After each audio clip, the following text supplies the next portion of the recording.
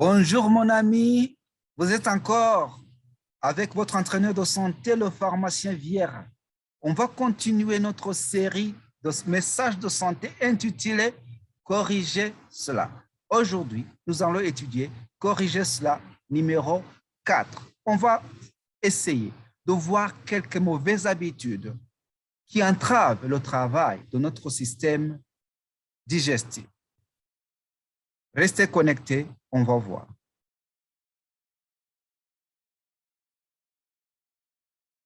Comme je viens de vous le dire, corriger cela d'aujourd'hui, corriger cela numéro 4, s'intitule Arrêter ce qui entrave la digestion.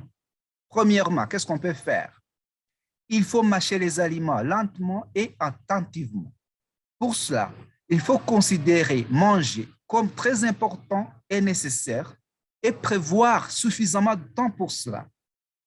Le broyage des aliments et la formation des bols alimentaires commence dans la bouche. Il faut savoir cela. Si cette première étape échoue, ne t'attends pas à un aboutissement adéquat de la digestion. Deuxièmement, arrêtez de manger avant d'être complètement rassasié. Donc, si vous êtes en train de manger, il faut arriver seulement aux 2/3 de la capacité de votre estomac. Si vous allez au-delà, vous allez avoir des problèmes. Et pour cela, il faut choisir des portions modérées et manger modérément. Troisièmement, respecter les heures de repas. Il ne faut pas manger en dehors des principaux repas. Sur ce, vous allez vraiment avoir des résultats. Vous n'allez pas avoir de poids excessif ni d'obésité. Vous allez ainsi respecter l'horloge gastrique parce que la digestion s'habitue au temps du manger pour sécréter les enzymes et d'autres sécrétions nécessaires pour la digestion. En faisant cela, vous allez aussi éviter que les effets du stress ne soient pas intensifiés sur notre corps. Parce que si vous mangez n'importe quoi, n'importe comment, vous exacerbez l'effet du stress. Quatrième, consommer des aliments riches en fibres alimentaires. Pourquoi? Parce que les fibres alimentaires, il vous faut sentir rassasié sans fournir de calories au corps parce qu'ils ne sont pas absorbés. Ils améliorent le taux de cholestérol dans le sang et même la glycémie, etc. Cinquième, éviter les substances alimentaires irritantes, à savoir les condiments forts, les aliments trop salés, la caféine, les aliments hautement transformés, l'alcool, etc. Toutes ces substances irritent la muqueuse gastrique et cette mauvaise digestion va être sûrement suivie par d'autres troubles digestifs. Identifier les intolérances parce que nous sommes créés différemment. Nous avons ce qu'on appelle polymorphisme génétique. Nous sommes différents.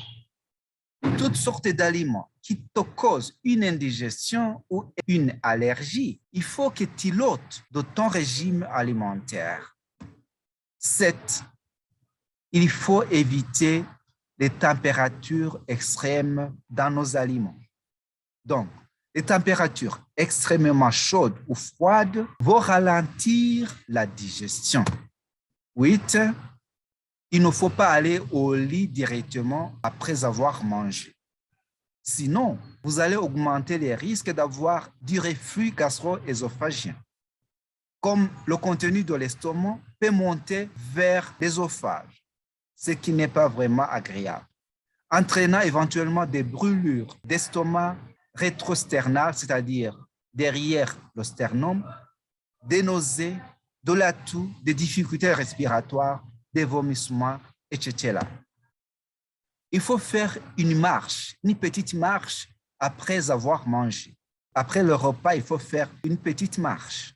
Cela va aider l'estomac à bien fonctionner et ça va stimuler les sécrétions digestives.